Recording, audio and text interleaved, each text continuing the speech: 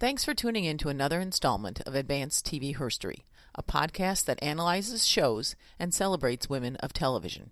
Thousands of comedies, variety shows, and dramas have aired, yet the presence of strong women, both in front of and behind the camera, is often a story untold. Well, Advanced TV Herstory begs to differ. There's so much more, and it's worth telling and retelling. Sometimes shows offer great leadership lessons, or are so timeless in their writing that people say the series has aged well. We'll explore those shows further. We'll revisit moments in TV where women broke records, exceeded expectations, or put their careers on the line. Advanced TV Herstory will connect the treasures of the past to the great potential of today's TV and online platforms, and how it all plays a part in being a woman in America today. Tomorrow's success is rooted in understanding what has come before us. So gear up for a little storytelling and fun, sociology, fashion, economics, or strategy. It's all here in Advanced TV Herstory.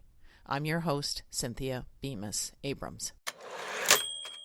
Oh, the life lessons we, as women, learn from TV. And some days, the greatest challenge of this podcast is identifying the core component of a lesson and presenting it to you in a way that resonates. Lessons of diligence, courage, teamwork, and believing in yourself. This is the powerful stuff delivered in the most powerful medium in our country. It needs to be part of our shared experience as women of America. Mr. Chairman, Senator Thurmond, members of the committee, my name is Anita Hill, and I am a professor of law at the University of Oklahoma. This installment of Advanced TV Herstory examines the most basic elements of an event that changed the lives of American women. It captivated millions of viewers. It was talked about by millions more. It was the era before the internet, but came about courtesy of cable TV. I am speaking of Anita Hill and her testimony during the Clarence Thomas Supreme Court confirmation hearings. My purpose was to, as clearly as possible, tell the Senate about behavior that I had experienced at the hand of Clarence Thomas. I couldn't say, oh, well, I'm going to prove sexual harassment. I couldn't do that. I could say, this is what I'm going to do. I'm going to tell what happened to me. Let's hope that the writers of Herstory include as many paragraphs as possible about the courage and message of Anita Hill when she took the stand to testify as a witness in Washington, D.C. In October 1991, Professor Hill appeared before the Senate Judiciary Committee in opposition to the nomination of Clarence Thomas to the United States Supreme Court. It was televised on C-SPAN. She told her story of being a young lawyer in Washington in two government offices. Thomas was her boss. The obvious lesson, and in fact Professor Hill's legacy, is that sometimes that which is difficult is essential. Truth can be painful, even more so to relive or share on national TV, and to be scolded and intimidated by a group of powerful white men seated at a table, it was a spectacle. We'll review Hill's testimony, exchanges she had with both Democrat and Republican senators, and we'll hear a bit from Hill herself 2 decades later about why it was all worth it. So first, some background. In July 1991, President George H.W. Bush nominated Clarence Thomas, who was a judge in the U.S. Court of Appeals, to succeed Supreme Court Justice Thurgood Marshall. Marshall had been the first African American on the High Court. Thomas would only be the second. A nominee is fully appointed through a majority vote of the United States Senate, which in 1991 was held by a Democratic majority. Prior to that vote, the Senate Judiciary Committee conducts a hearing, while behind the scenes the FBI and other agencies vet the nominee. So for a candidate such as Thomas, his earlier appointment to the Court of Appeals, just 18 months earlier, should have made his vetting simpler. But this was a time, though, when Supreme Court nominations had hit a particularly contentious reception with the public and through the Senate. In 1987, Judge Robert Bork had been nominated to the High Court by President Reagan. C-SPAN And cable TV's 24-hour news cycle was hard at work, even in the late 80s, conducting its own vetting of Judge Bork in the court of public opinion. And when your resume, like Bork's, includes that you were instrumental in firing the Watergate special prosecutor who had requested President Nixon's tapes, you should know it's an uphill battle. Bork's nomination was defeated by an orchestrated onslaught of telephone calls, letters, and demonstrations. This is a glaring moment in history. Pay attention to this, because this really it's a turning point, and it's what we're living with today. This is a glaring moment in history that revealed the growing power of messaging and political strategists using selected media and connecting with constituencies to engage in the political process. Though, for many, the notion that a Supreme Court justice's nomination should not be political, this really takes you back to your political science class. So by the time President Bush placed Thomas's name into nomination in 1991, the political operatives and the media, they were in a race to find out who he really was. In the case of Judge Clarence Thomas, now President Bush, who had been vice president under Ronald Reagan, did not want this to turn into another Bork. The Bush operatives weren't going to play Mr. Nice Guy this time, and decades later, Hill reflects candidly on that point, something I'll get into in a bit.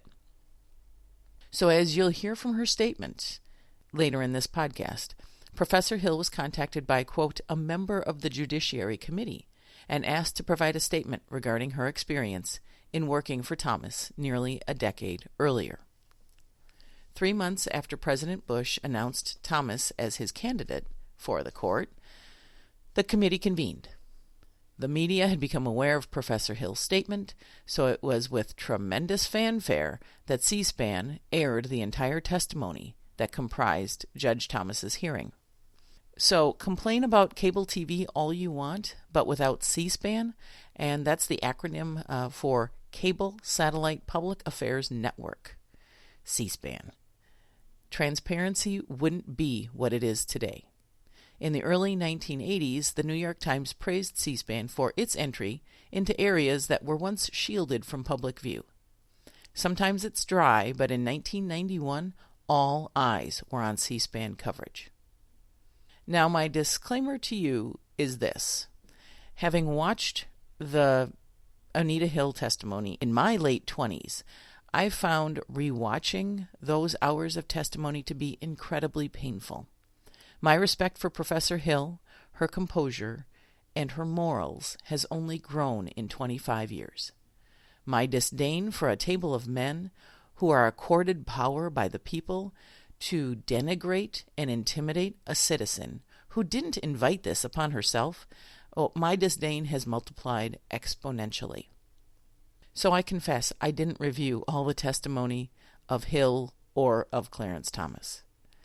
You'll be hard-pressed, however, to find a woman who remembers the testimony and the news who doesn't shiver a bit. One listener, a lawyer, who learned I was tackling this Anita Hill segment, sent me this note. And I quote, in 1991, I was 21. I was raised in a strange paradox of republicanism and gender equality. I find those mutually exclusive today. And my dad was a conservative, but was raised by his older sisters after his father died when he was 9. He taught me to think for myself, which has led me to being a liberal. I think my dad was proud of that. I like to think he was. As a young woman, I started to question the conservative notion that Hill, quote, asked for it, and that she was lying for her own gain. What gain, I ask? As an older woman, I look back and wonder, is this where rape culture became abundantly obvious to anyone who chooses to look at it? It grieves me the way that Hill was minimized. The way Anita Hill is treated in the hearings is a tiny, tiny view into what every rape victim faces, and why so many choose to never say a word. Watching the testimony was like watching verbal rape.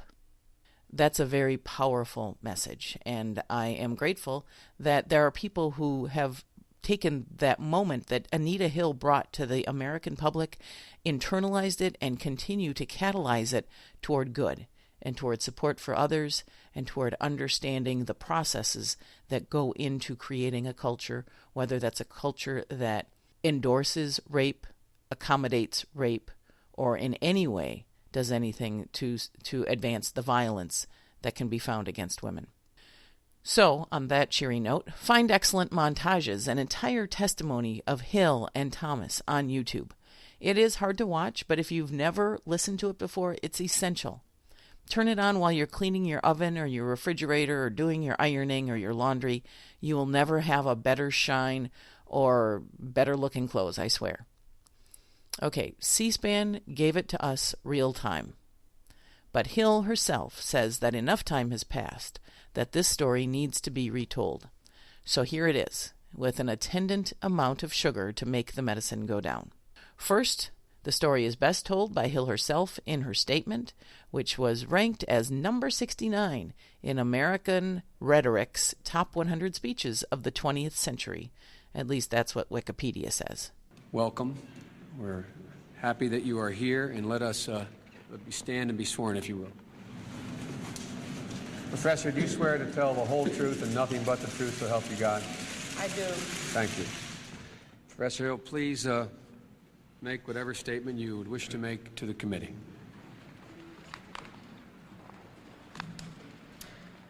Mr. Chair. Excuse me, friend.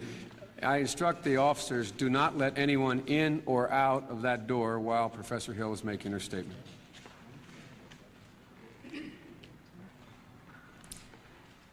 Mr. Chairman, Senator Thurmond, members of the committee, my name is Anita F. Hill, and I am a professor of law at the University of Oklahoma.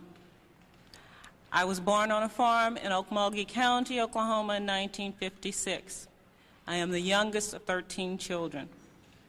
I had my early education in Okmulgee County. My father, Albert Hill, is a farmer in that area. My mother's name is Irma Hill. She is also a farmer and a housewife. My childhood was one of a lot of hard work and not much money, but it was one of solid family affection as represented by my parents. I was reared in a religious atmosphere in the Baptist faith, and I have been a member of the Antioch Baptist Church in Tulsa, Oklahoma since 1983. It is a very warm part of my life at the present time. For my undergraduate work, I went to Oklahoma State University and graduated from there in 1977. I am attaching to this statement a copy of my resume for further details of my education. I graduated from the university with academic honors and proceeded to the Yale Law School, where I received my JD degree in 1980. Upon graduation from law school, I became a practicing lawyer with the Washington, D.C. firm of Wald, Harkrader, and Ross. In 1981, I was introduced to now Judge Thomas by a mutual friend. Judge Thomas told me that he was anticipating a political appointment, and he asked if I would be interested in working with him. He was, in fact, appointed as Assistant Secretary of Education for Civil Rights. After he had taken that post, he asked if I would become his assistant, and I accepted that position.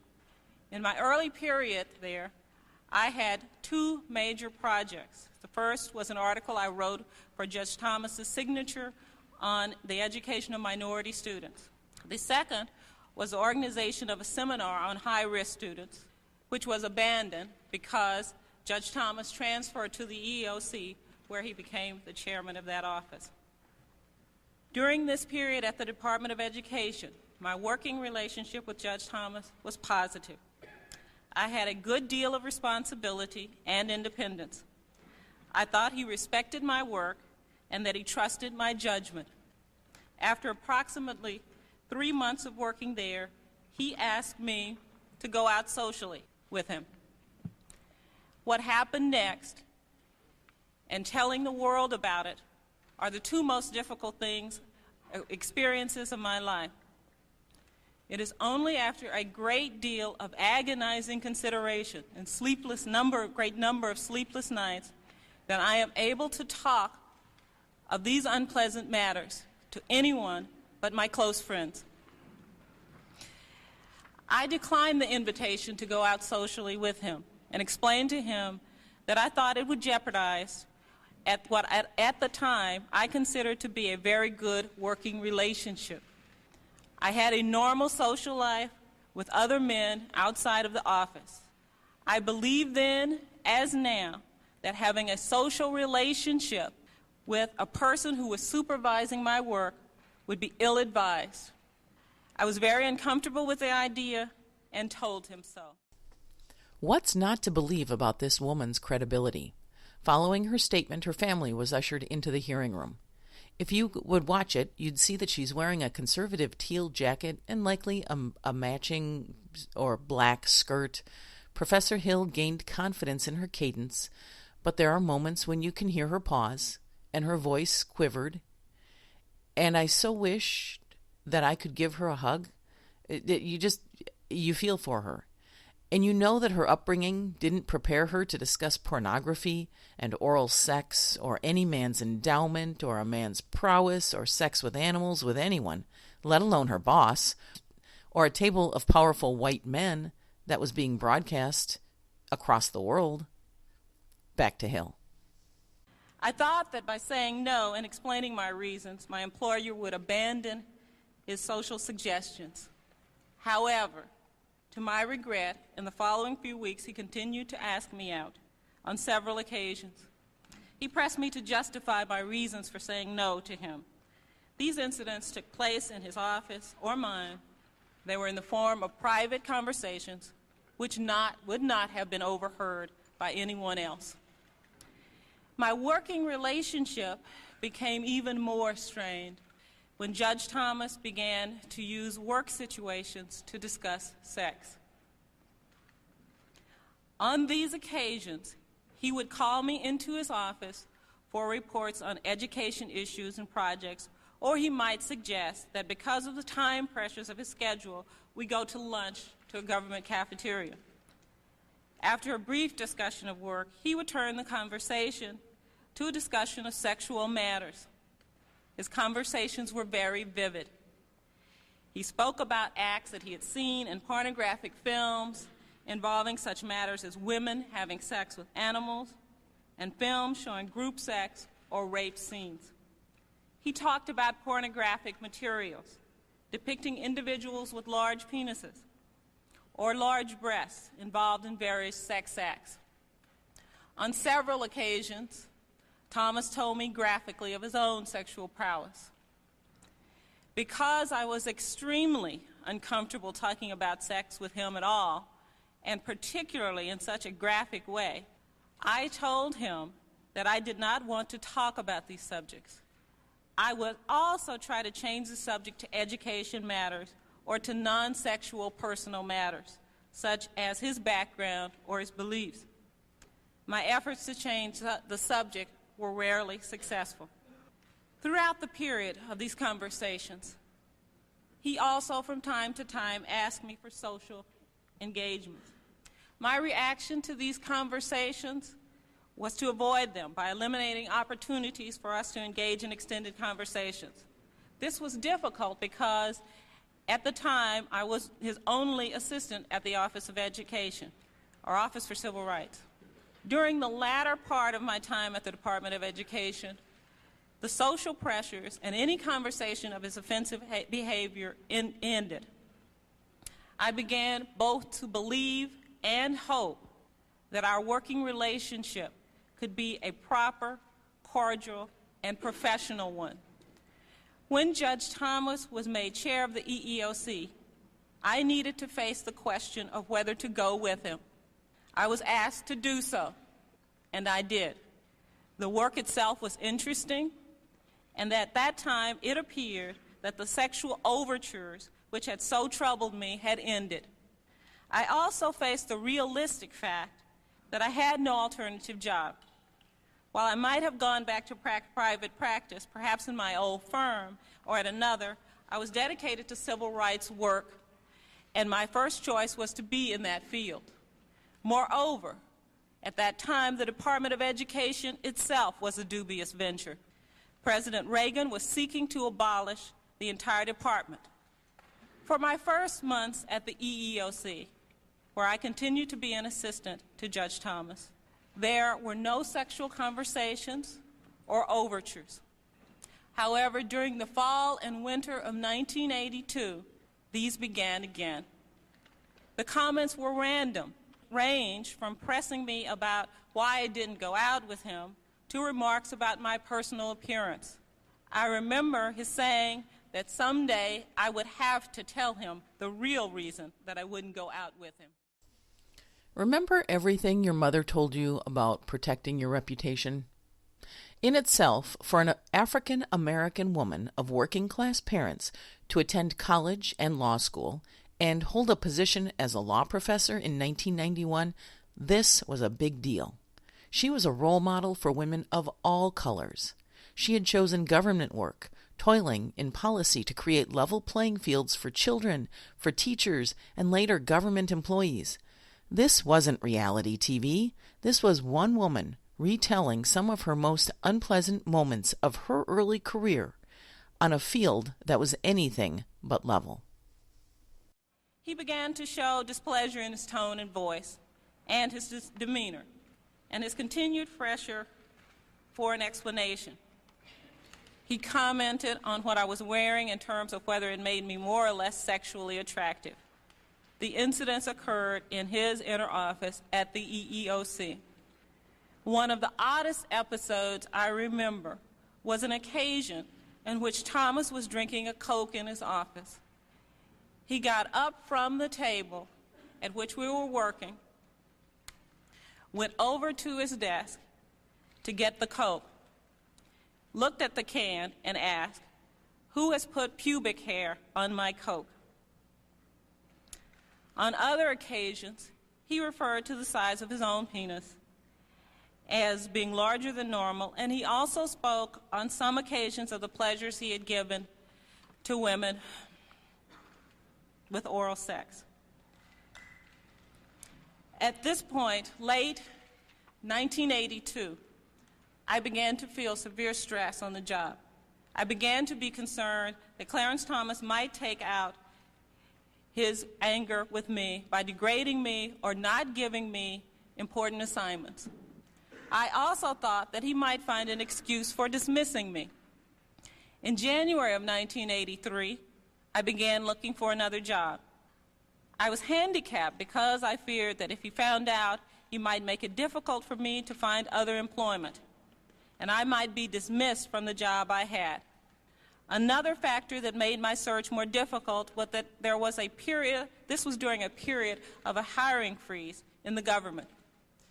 In February 1983, I was hospitalized for 5 days on an emergency basis for acute stomach pain, which I attributed to stress on the job. Once out of the hospital, I became more committed to find other employment and sought further to minimize my contact with Thomas. This became easier when Allison Duncan became office director, because most of my work was then funneled through her, and I had contact with Clarence Thomas mostly in staff meetings. In the spring of 1983, an opportunity to teach at Oral Roberts University opened up. I participated in a seminar, taught an afternoon session in a seminar at Oral Roberts University. The dean of the university saw me teaching and inquired as to whether I would be interested in pursuing a career in teaching, beginning at Oral Roberts University. I agreed to take the job in large part because of my desire to escape the pressures I felt at the EEOC due to Judge Thomas. When I informed him that I was leaving in July, I recall that his response was that now I would no longer have an excuse for not going out with him. I told him that I still preferred not to do so. At some time after that meeting, he asked if he could take me to dinner at the end of the term. When I declined, he assured me that the dinner was a professional courtesy only and not a social invitation. I reluctantly agreed to accept that invitation, but only if it was at the very end of a working day. On, as I recall, the last day of my employment at the EEOC in the summer of 1983, I did have dinner with Clarence Thomas. We went directly from work to a restaurant near the office. We talked about the work I had done, both at education and at the EEOC.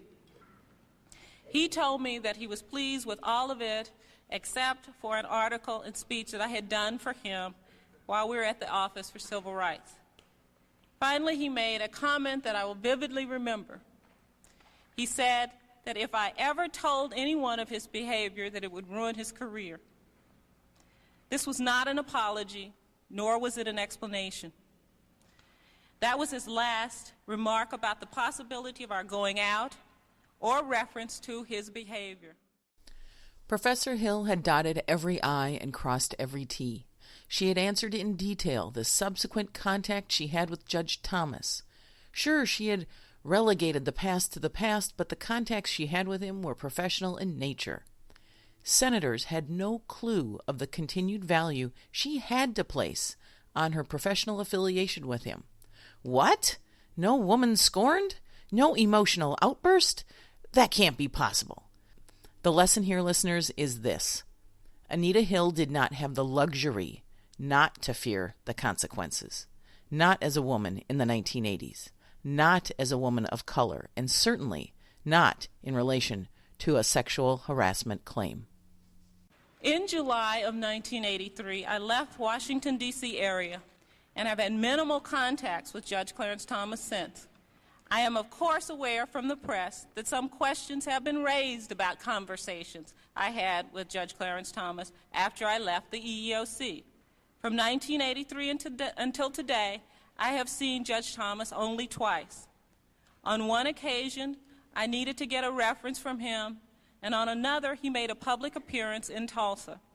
On one occasion, he called me at home, and we had an inconsequential conversation. On one occasion, he called me without reaching me, and I returned the call without reaching him, and nothing came of it. I have, on at least 3 occasions, been asked to ask as a conduit to him for others. I knew his secretary, Diane Holt. We had worked together at both EEOC and education. There were occasions on which I spoke to her, and on some of these occasions, undoubtedly, I passed on some casual comment to then Chairman Thomas.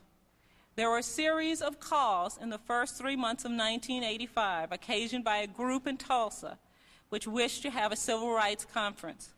They wanted Judge Thomas to be the speaker and enlisted my assistance for this purpose.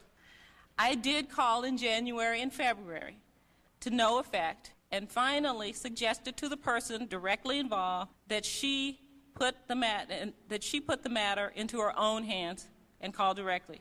She did so in March of 1985. In connection with that March invitation, Ms. Cahal wanted conference materials for the seminar, and some research was needed. I was asked to try to get the information and did attempt to do so. There was another call about another possible conference in July of 1985. In August of 1987, I was in Washington, D.C., and I did call Diane Holt. In the course of this conversation, she asked me how long I was going to be in town, and I told her. It is recorded in the message as August 15th. It was, in fact, August 20th. She told me about Judge Thomas's marriage, and I did say, congratulate him. It is only after a great deal of agonizing consideration that I am able to talk of these unpleasant matters to anyone except my closest friends. As I've said before, these last few days have been very trying and very hard for me. And it hasn't just been the last few days this week. It has actually been over a month now that I have been under the strain of this issue. Telling the world is the most difficult experience of my life, but it is very close to having to live through the experience that occasioned this meeting. I may have used poor judgment early on in my relationship with this issue.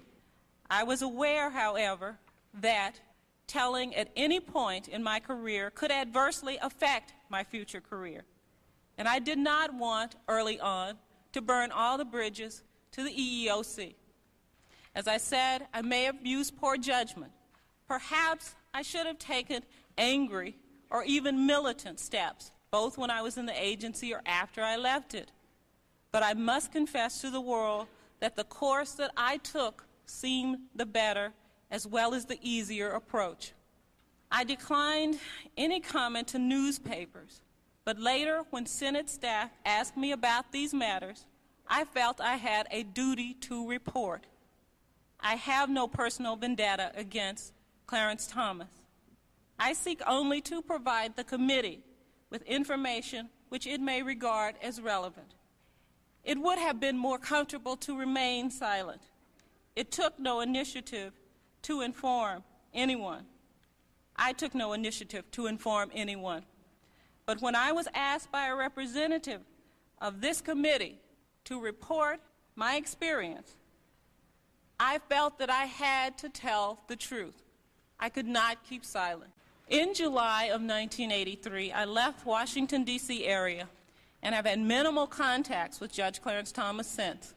I am, of course, aware from the press that some questions have been raised about conversations I had with Judge Clarence Thomas after I left the EEOC.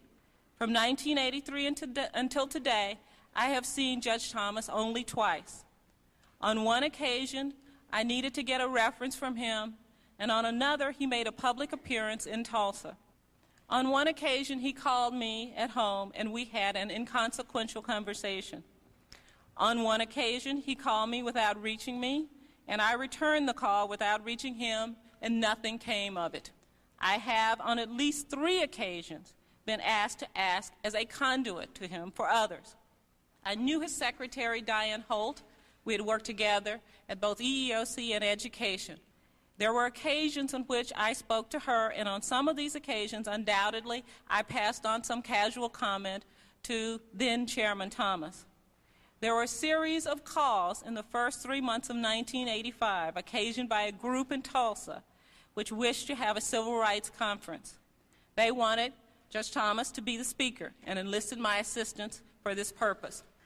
I did call in January and February to no effect, and finally suggested to the person directly involved that she put the matter into her own hands and call directly. She did so in March of 1985. In connection with that March invitation, Ms. Cahall wanted conference materials for the seminar, and some research was needed. I was asked to try to get the information and did attempt to do so. There was another call about another possible conference in July of 1985. In August of 1987, I was in Washington, D.C., and I did call Diane Holt. In the course of this conversation, she asked me how long I was going to be in town, and I told her. It is recorded in the message as August 15th. It was, in fact, August 20th. She told me about Judge Thomas's marriage, and I did say, congratulate him. It is only after a great deal of agonizing consideration that I am able to talk of these unpleasant matters to anyone except my closest friends. As I've said before, these last few days have been very trying and very hard for me. And it hasn't just been the last few days this week. It has actually been over a month now that I have been under the strain of this issue. Telling the world is the most difficult experience of my life, but it is very close to having to live through the experience that occasioned this meeting. I may have used poor judgment early on in my relationship with this issue. I was aware, however, that telling at any point in my career could adversely affect my future career. And I did not want early on to burn all the bridges to the EEOC. As I said, I may have used poor judgment. Perhaps I should have taken angry or even militant steps, both when I was in the agency or after I left it. But I must confess to the world that the course that I took seemed the better as well as the easier approach. I declined any comment to newspapers, but later when Senate staff asked me about these matters, I felt I had a duty to report. I have no personal vendetta against Clarence Thomas. I seek only to provide the committee with information which it may regard as relevant. It would have been more comfortable to remain silent. It took no initiative to inform anyone. I took no initiative to inform anyone. But when I was asked by a representative of this committee to report my experience, I felt that I had to tell the truth. I could not keep silent. So there you have it. No motivation to take this to any public level until she was asked to do so, in light of Thomas's nomination to the highest court in the United States. Hill is an officer of the court and a professor to aspiring lawyers. Had she declined to come forward, sexism and sexual harassment would have prevailed. We can only admire her for her courage, as well as her impeccable resume and delivery as the proverbial well-placed pump that kept the door ajar just long enough for America to sit up, take notice, and change. Okay, now for the harder part. Yes, it gets harder, and to have lived it it's why no one talks about it. It's that painful. Some of the inquiry was conducted by members of the United States Senate. All men. Of course, all men. Professor Hill gave every woman in America the playbook of how to manage an untenable situation when it was happening and how to recount it years later. Her appearance and testimony literally changed lives, as she recounted in 2014 in an interview with CBS This Morning. In so many ways, because of the attention it brought, because of the thousands of letters that I have from people around talking about what the experiences meant to them in their workplaces. In 1991, or since 1991, we've come to terms with the fact that, yes, sexual harassment is wrong, and it does matter, and it exists, it's prevalent. But we still haven't figured out exactly what to do about it. And so, in addition to my career as a professor, and as an educator, and as a lawyer, I've been able to go out and try to help people understand how we can move forward and what we do need to do about it. To listen to the hearing is to understand that middle-aged and old white men in power have no way to understand Anita Hill's experience.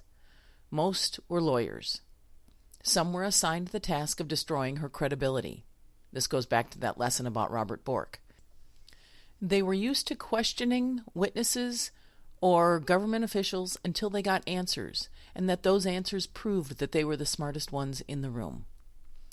At the table, the only thing that separated the male perspective of Republican from Democrat was the aggressiveness with which they pursued Professor Hill. Vice President Joe Biden, who chaired the committee as the senator from Delaware, was at times very gracious, but also a bit gratuitous, such as when he asked her to recite, quote for the record, Thomas's graphic comments to her, or when he made a big deal about having her introduce her family. It was all just gratuitous, and now you have a working definition of the word gratuitous. Tell the committee what was the most embarrassing of all the incidences that you have alleged. I think the one that was the most embarrassing was his discussion of pornography involving these women with large breasts and engaged in variety of sex with different people or animals. That was the thing that embarrassed me the most and made me feel the most humiliated.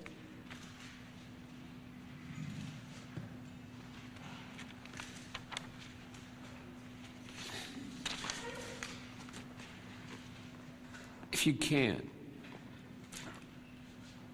In his words,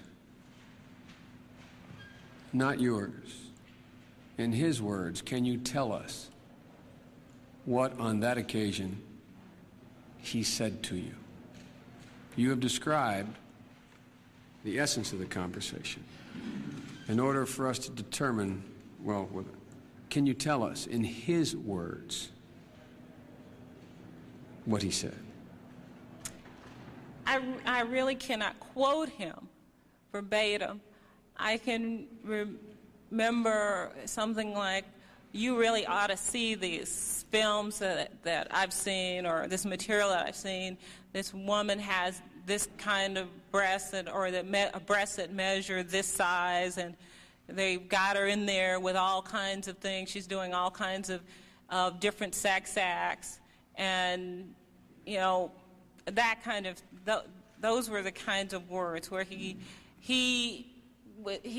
expressed his enjoyment of it and seemed to try to encourage me to enjoy that kind of material as well. Did he indicate? Next came the Republican senator from Pennsylvania. Arlen Specter was a Republican in the Senate until 2009, when the party showed him the door and he became a Democrat. He was also a former district attorney in Philadelphia, and most would say that with regard to the Anita Hill testimony, he was the very worst. I give Professor Hill all the credit in the world for making it through each of Specter's turns at the microphone without throwing up, walking out, or screaming. Said that you were concerned that Judge Thomas might take it out on me by downgrading me or by not giving me important assignments. I also thought that he might find an excuse for dismissing me. As an experienced attorney and as someone who was in the field of handling sexual harassment cases, didn't it cross your mind that if you needed to defend yourself from what you anticipated he might do, that your evidentiary position would be much stronger if you had made some notes? No, it did not. Well, why not? I don't know why it didn't cross my mind. Well, the law of evidence is that notes are very important. You're nodding yes. Is present recollection refreshed, right? Yes, indeed. Prior recollection recorded, right? Yes. In a controversy, if Judge Thomas took some action against you and you had to defend yourself on the ground that he was being malicious in retaliation for your turning him down, wouldn't those notes be very influential, if not determinative, in enabling you to establish your legal position? I think they would be very influential, yes. So given your experience, if all this happened, since all this happened, why not make the notes? Well, it might have been a good choice to make the notes. I did not do it, though. Maybe I made the wrong choice in not making the notes. I'm not a person, I was not interested in any litigation. I was not interested. If I had been dismissed, very likely I would have just gone out and tried to find another job. I was not interested in filing a claim against him, and perhaps that's why it did not occur to me to make notes about it. Well, I'm not on the point of your being interested in making a claim. What I am on the point of is your statement that you were concerned that he might take retaliatory action against you, and therefore the inference arises that the notes would have been something which would have been done by an experienced lawyer. One of the things that I did do at that time was to document my work. I went through very meticulously with every assignment that I was given. This was this really was in response to the concerns that I had about being fired. I went through, I logged in every work assignment that I received. the date that it was received, the action that was requested, the action that I took on it, the date that it went out. So that I did do that in order to protect myself. But I did not write down any of the comments or conversations. Well, when you comment about documenting your work to protect yourself because of concern of being fired, wouldn't the same precise thought about documentation have led you to document Judge Thomas's statements to you? Well, I was documenting my work so that I could show to a new employer that I had, in fact, done these things. Specter asked numerous questions, often rambling. His statements leading up to sort of questions were in reference to documents that were not fully vetted themselves. His wandering remarks that led up to some sort of question often required Hill's close attention, and she tracked. And without fail, she'd let him prattle on for a few minutes, and then, with a straight face and earnest voice, she would ask, "Could you be more clear? I don't understand what you're asking." So Hill returned each volley with precision. Point Hill. In this clip, Specter attempts to undermine her credibility through a statement provided by the dean of Oral Roberts University Law School, in other words, a white man at a conservative private institution that Hill worked at for a short period of time. About one statement of Charles Coffey, Dean Coffey, because he knew you and Judge Thomas very well. I want to ask you for your comment on it. There's a similar reference in the Doggett statement, which I'm not going to ask you about because you haven't read the Doggett statement and you say you do not remember him, and out of fairness, I want to give you a chance to read that first. But you do know Dean Coffey, and he does know Judge Thomas, and this is his concluding statement, quote, "I find the references to the alleged sexual harassment not only unbelievable, but preposterous. I'm convinced that such are the product of fantasy," close quote. Would you care to comment on that? Well, I would only say that I'm not given to fantasy. This is not something that I would have come forward with if I were not absolutely sure about what it is I am saying. I weighed this very carefully, I considered it carefully, and I made a determination to come forward. I think it's unfortunate that that comment was made by a man who purports to be someone who says he knows me. And I think it's just inaccurate. Well, you have added during the course of your testimony today 2 new witnesses whom you made this complaint to. When you talked to the FBI, there was 1 witness. And you're testifying today that you're now, quote, recalling more, that you had repressed a lot. And the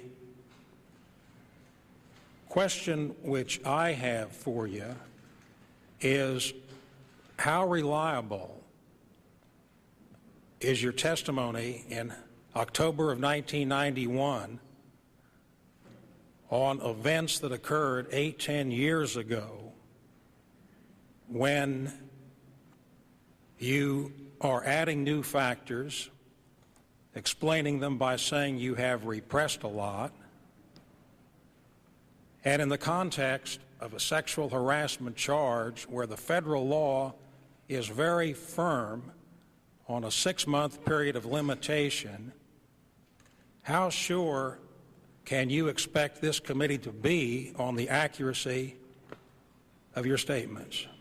Well, I think if you start to look at each individual problem with the statement, then you're not going to be satisfied that it's true. But I think the statement has to be taken as a whole. There is nothing in the statement that, or nothing in my background, nothing in my statement, there is no motivation that would show that I would make up something like this. And I guess one really does have to understand something about the nature of sexual harassment. It is very difficult for people to come forward with these things, these kinds of things. And it wasn't as though I rushed forward with this information.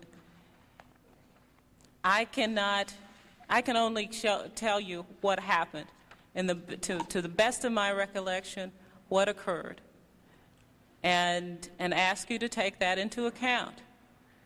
Now, you have to make your own judgment about it from there on, but I do want you to take into account the whole thing. This is the fuzzy but painful memory most American women who lived through these long weeks of herstory remember about the hearings.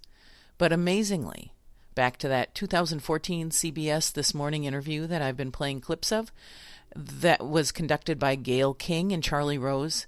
Seriously, Charlie Rose has the gall to ask perhaps the most inane question of the year.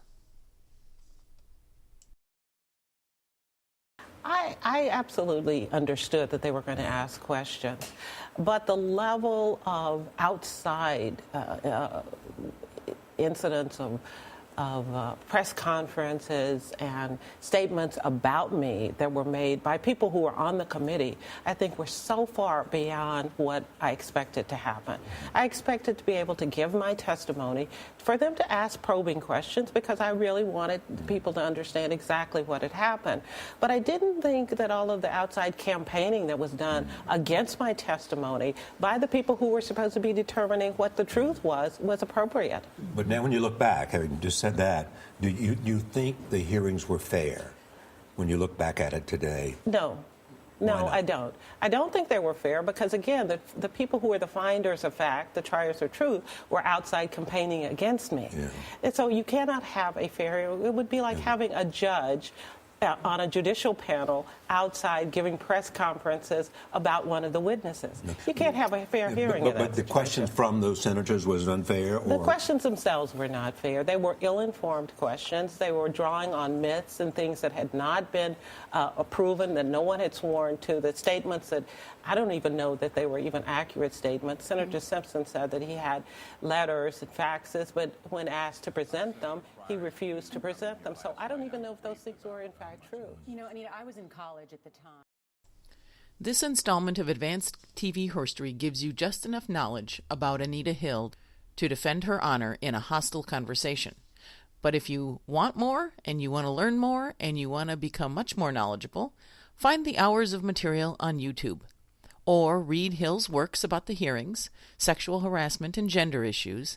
That would come in her 1995 book entitled Race, Gender, and Power in America, The Legacy of the Hill-Thomas Hearings, which she co-edited with Emma Coleman Jordan.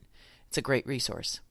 Through the years, Hill has continued the work she loves and continued to be a voice for professional women facing steep odds.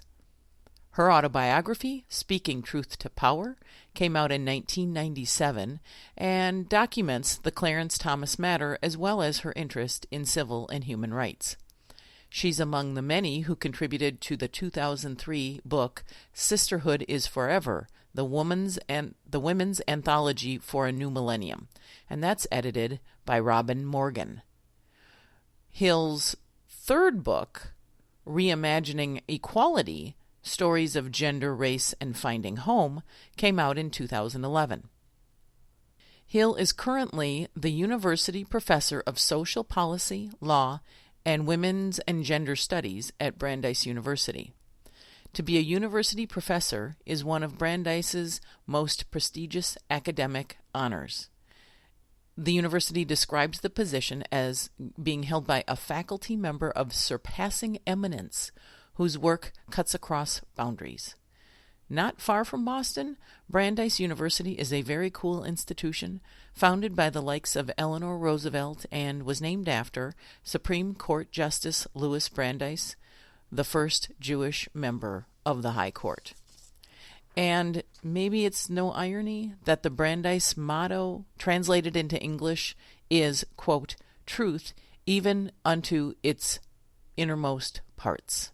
Truth even unto its most innermost parts.